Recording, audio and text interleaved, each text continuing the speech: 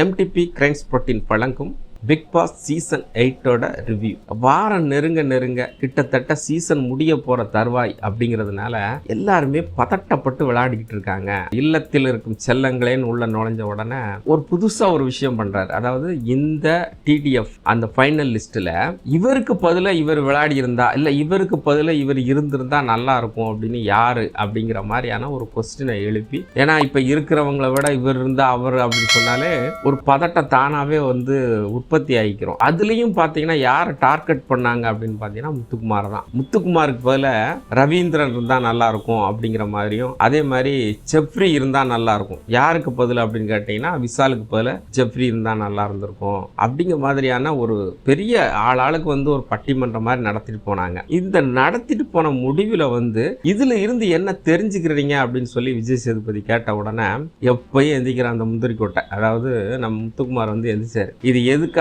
நடத்துனீங்கன்னு வழக்கமா பேசுற மாதிரி பேசினாரு. அது ஏற்கனவே இது கேட்டு கிட்டத்தட்ட 100 வாரம் நெருங்க இன்னும் அதே மாதிரி பேசிட்டு இருந்தா என்ன அப்படின்னு நமக்கே தோணுச்சு. அப்புறம் அவர் சொன்னாரு, இல்ல நீங்க சொன்னது கிடையாது, அதாவது இது வேற, அதாவது உங்களுக்குள்ள 10 பேருக்குள்ளேயே யாரு உங்களை பாசிட்டிவா நினைக்கிறாங்க, யாரு நெகட்டிவா நினைக்கிறாங்க, யாரு வில்லன் யாரு ஹீரோன்னு தெரிஞ்சுக்கிறதுக்காகத்தான் இது என்ன செஞ்சோம், இந்த கண்டென்ட்டை உள்ள நுழைச்சோம்னு சொல்லி விஜய் சேதுபதி சிரிச்சுக்கிட்டே சொன்னாரு. அந்த சிரிப்புல 1000 அர்த்தங்கள் இருக்கு. அது முத்துக்குமார் புரிஞ்சுக்கிட்டாரான்னு தெரியல. ஆனா இன்னும் என்னமோ தெரியல, இந்த வாரம் முத்துக்குமார் ரோஸ்ட் வாரம் அப்படின்னு சொல்லியே நம்ம ஆரம்பிக்கலாம். ஏன்னா முதல் நாளும் 2வது நாளும் முத்துக்குமார் தான் படாத பாடுபட்டார். ஏன் நீங்க பவித்ரா உங்களுடைய படத்தை எடுத்து வெளியில போட்டதுக்கு அப்புறம் எதுக்காக நீங்க எதுக்கு எடுத்து ஒட்டிக்கிட்டீங்க, இது அறம் மீறிய செயல் இல்லையா அப்படின்ன உடனே அவர் அதுக்கு பல காரணம், இல்ல சார் நாங்க கேமை ஹோல் பண்ணதுக்கு அப்புறம் அவங்க கிழிச்சாங்க, அதனாலதான் சார் அப்படி பண்ணோம் அப்படின்னு சொல்லிட்டு அதுக்கு நிறைய முட்டு கொடுத்தாங்க. கிட்டத்தட்ட என்ன செஞ்ச தீபக் ஆமா சார் ஹோல்ட் பண்ணியிருந்தோம் அப்படின்னாங்க.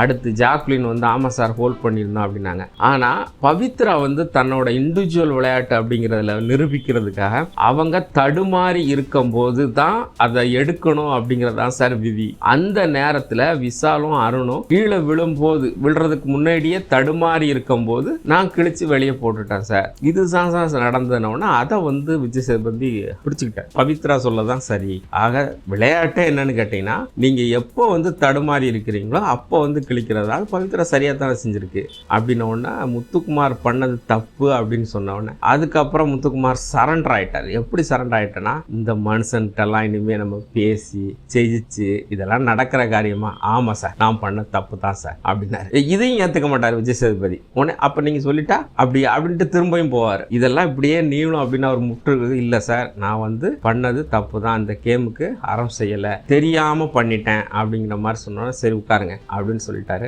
இதுக்கப்புறம் வெவ்வேறு விளையாட்டுகளை விஜய் சேதுபதி உண்மையிலே சூப்பரா இந்த வாரத்துல எல்லாத்தையுமே என்னென்ன கேட்கணுமோ, யாருக்கு அந்த மனசுல என்ன இருக்கோ அது எல்லாமே என்ன செஞ்சாரு கேட்டு ஒரு தெளிவு பண்ணதுக்கு அப்புறம் சரி இந்த வாரத்துல ஒரு விஷயம் பண்ணிடலாமா அப்படின்ன உடனே எப்படி ஆரம்பிச்சாருன்னா, தீபக் கிட்ட உங்களுக்கு ரேஷன்லாம் சரியா பத்தலையா அப்படிங்கிற மாதிரி ஆரம்பிச்சாரு. ஆமா சார் 1-2 பொருள் சார் பத்தலை அப்படின்னு. ஏன் நிறைய பேர் இருக்கும்போது இதுதான் சொல்றீங்க, குறைவா பேர் இருக்கும்போது இதுதான் சொல்றீங்க, இல்ல சார் பத்தலை அப்படின்னு சொன்னோன்னா அப்போ 2 பேரை எடுக்கலாங்கிறீங்க அப்படின்னு உடனே அவர் பதட்டம் ஆயிட்டார். ஸோ இதுல அப்படி வேற இருக்கா அப்படின்னு வேற தீபக் கேட்டாரு. அவர் உண்மையிலேயே தீபக் பாத்தீங்கன்னா ஜென்டில்மேன்னே சொல்லலாம், யதார்த்தமா இருக்கிறாரு.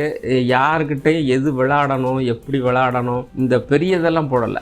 ஒருவேளை நீங்க கூட்டமைப்பு சொன்னீங்கன்னா சேர்ந்துக்கிறாரு. ஆனா முடிஞ்ச அளவு அவர் இண்டிவிஜுவலா விளையாடுறதுக்கான பயங்கரமா ரிஸ்க் எடுக்கிறார். அந்த வகையில இந்த பிக் பாஸ்ல மிகப்பெரிய ஜென்டில்மேன்னா அது தீபக் அப்படின்னு நம்ம தாராளமா சொல்லலாம். யாரை வெளியில பெயர்த்தலாம் அப்படின்னு சொல்லிட்டு கார்டை காட்டுறாரு. அந்த கார்டுல ராணவன்னு இருந்தது. உள்ள உள்ளவங்களுக்கு எல்லாம் பெரிய அதிர்ச்சியா இருக்கான்னு எனக்கு தெரியல. ஆனா வெளியில உள்ள ஆடியன்ஸ், அதாவது பார்வையாளருக்குலாம் மிகப்பெரிய அதிர்ச்சியா இருந்துச்சு. இங்க சில பிரைவேட் நிறுவனங்கள் எல்லாம் உள்ள அந்த ஓட்டெடுப்புல பாத்தீங்கன்னா மேல இருந்து வரக்கூடிய டாப் 5க்குள்ள ராணவம் இருக்கிறார். இவர் எப்படி வெளியில போக முடியும் அப்படின்னு எல்லாருக்கும் ஒரு பெரிய பெரிய இதாக இருந்துச்சு. ஒருவேளை ஓட்டு வந்து அவருக்கு பாவப்பட்டு ஓட்டு போட்டு அப்படி மேலே வச்சாங்களா அப்படின்னா பல கேள்விகள் இருக்கு. ஆனா விஜய் சேதுபதி வந்து ராணுவ மேல எந்த கரிசனமும் கிடையாது. ராணுவுக்கும் விஜய் சேதுபதிக்கும் அடிக்கடி முட்டிக்கிடும். இதுல வந்து பார்வையாளர் வந்து விஜய் சேதுபதி வந்து ராணுவ பழி வாங்கிட்டாங்க அப்படின்னு கூட சொல்லியிருக்காங்க, சொல்லிக்கிட்டு இருப்பாங்க. ஆனா உண்மை என்னன்னு கேட்டீங்கன்னா, அவரு இந்த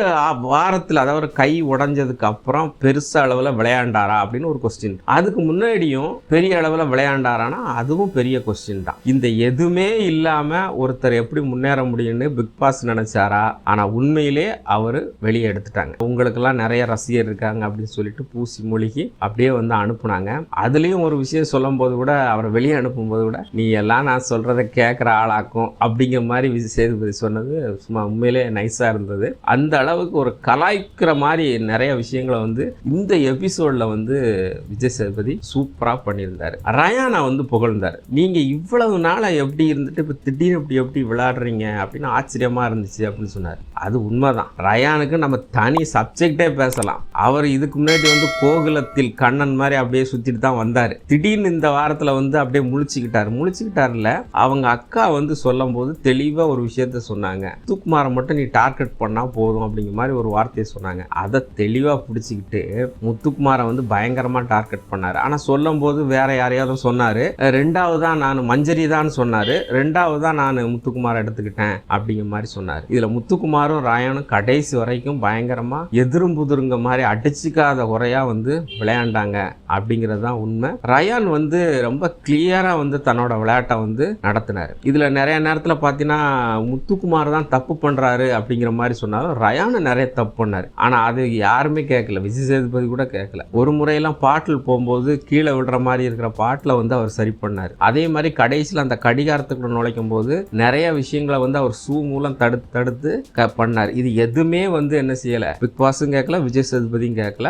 ரயான் வந்து விளையாடினது சரிதான் அப்படிங்கிற மாதிரியான ஒரு போக்குல வந்து இந்த எபிசோட முடிச்சிட்டாங்க. டிக்கெட் டு ஃபினாலே வந்து யாருக்கு கிடைக்கும் அப்படின்னு சொல்லிட்டு எதிர்பார்ப்பெல்லாம் ஒன்றும் கிடையாது. ஏன்னா நம்ம வந்து ஏற்கனவே ஸ்கோர் போர்டில் வந்து ஹையா வந்து ரயான் தான் இருக்கிறாரு அப்படின்னு சொல்லிட்டு சின்ன ஒரு இது இருந்துச்சு. ஒருவேளை அந்த 5 பாயிண்ட் கொடுத்தா எப்படி இருந்தாலும் அது ரயானுக்கு தான். எதுக்காக தள்ளி வச்சாங்கன்னு தெரியல. ஒருவேளை விஜய் சேதுபதி வீட்டுக்குள்ள போறதுனால தள்ளி வச்சாங்களான்னு தெரியல. அவர் வீட்டுக்குள்ள போனாரு. எல்லாருமே கொஞ்சம் அப்படியே கொஞ்சம் என்ன ஃப்ரீஸ் ஆகியிருந்தாங்க. 2 பேரும் நேரடியாக பார்க்கறதுல ரொம்ப சந்தோஷப்பட்டுக்கிட்டாங்க.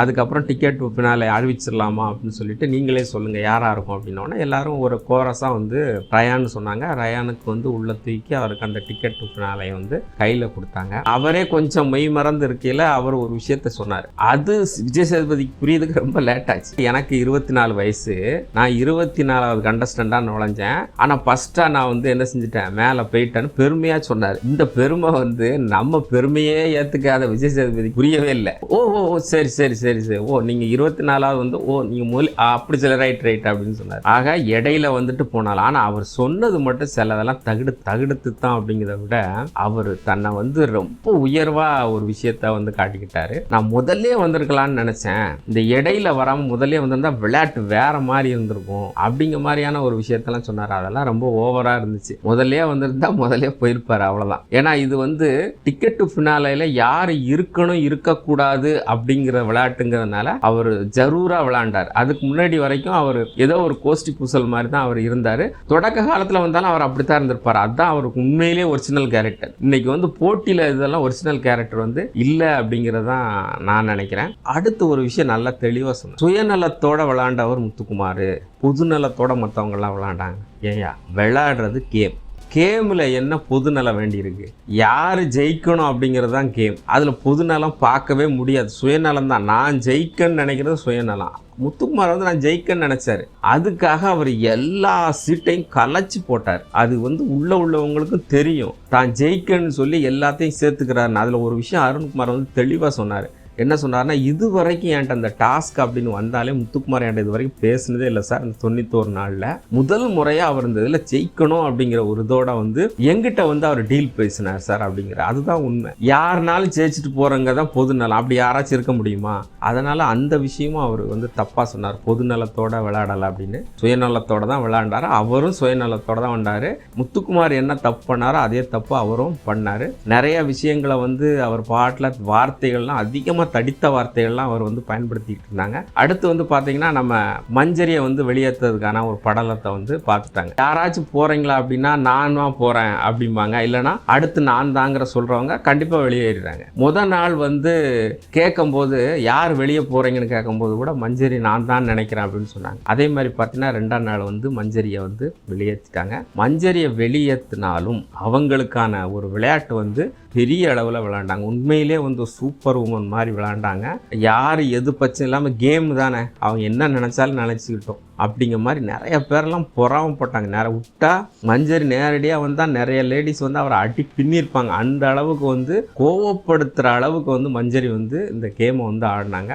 அந்த வகையில் வந்து பாராட்டலாம். அதே நேரத்தில் அது வந்து விஜய் சேதுபதிக்கும் பிடிச்சிருந்துச்சு. ஒருத்தர் அழுதுகிட்டு இருந்தாங்க. அதில் வந்து ஜாக்லின் அழுதாலே நமக்கு சிரிப்பு தான் வருது. ஏன்னா எந்த நேரத்தில் எதுக்கு அழுவுதுன்னே தெரியாமல் அழுதுகிட்டு இருக்கும். அந்த மாதிரி வந்து மஞ்சரிட்ட இவ்வளோ நாள் சண்டை போட்டுட்டு புதுசாக வந்து அழுதுச்சு. சரி ரைட்டு அழுதுட்டு போட்டோம், அப்படி 2 வாரம் தானே அப்படின்னு நம்ம நினச்சிக்கிட்டோம். புது ஃப்ரெண்டு, ஏன்னா அவங்க வந்து யார் நல்லா விளையாடுறாங்களோ அவங்க கூடலாம் ஒரு கூட்டணி அமைச்சிக்கிட்டு கடைசி வரைக்கும் வந்துட்டாங்க. டாப் 5ல கூட அவங்க இருக்கலாம். முத்துக்குமார் வந்து என்னோட உற்ற சகோதரி அப்படின்னு சொல்லிட்டு அவங்கள பிரியா விட கொடுத்தாங்க. அருண் ஒரு சூப்பராக ஒரு ஸ்பீக் கொடுத்தாரு. மேம், நான் உங்களை மேம்னு தான் கூப்பிட்ருங்க, வெளியில் போனாலும் உங்கள்கிட்ட ஒரு நல்ல ஃப்ரெண்ட்ஷிப்பாக இருப்போம், எங்களுக்கு எனக்கு பிடிக்காது அப்படின்லாம் இல்லை, நீங்கள் ஒரு பயங்கரமான கண்டஸ்டண்ட்டு, நீங்கள் வந்து போட்டியில் வந்து வலுவாக இருப்பீங்கன்னு பயந்தான் அப்படிங்கிறாரு. அதுதான் உண்மை. அந்த வகையில் வந்து ஒரு சூப்பர் போட்டியாளராக வந்து மஞ்சரி வந்து இந்த வாரம் வந்து வெளியேறினாங்க. இனி இருக்கிறது 8 பேர். இந்த 8 பேரில் யார் வெளியே வருவா, யார் வந்து ஃபைனல் லிஸ்ட்டுக்குள்ளே போவா, 5 பேரில் யார் இந்த டிடிஎஃப் வாங்கினவர் 2 கையில் ஒரு கையாக இருப்பாரா, இல்லை அதுக்குள்ளேயும் போயிடுவாரா அப்படின்னு பல விஷயங்கள் வந்து இந்த வாரம் நடக்கும். அதே நேரத்தில் பார்த்தீங்கன்னா இந்த வாரம் காசு வைப்பாங்க. காசு வைக்கும்போது அதை தூக்கிட்டு போகிறது யாருன்னு தெரியல. ஏன்னா எல்லாம் நல்லவங்க மாதிரியே இருப்பாங்க, படக்குன்னு தூக்கிட்டு போயிடுவாங்க. அதெல்லாம் இந்த வாரம் தெரியும். இதெல்லாம் என்ன அப்படிங்கிறத நம்ம அடுத்த வாரத்தில் பார்க்கலாம். அதுவரை உங்களிடமிருந்து விடைபெறுவது மெல்லினம் தமிழ். நன்றி.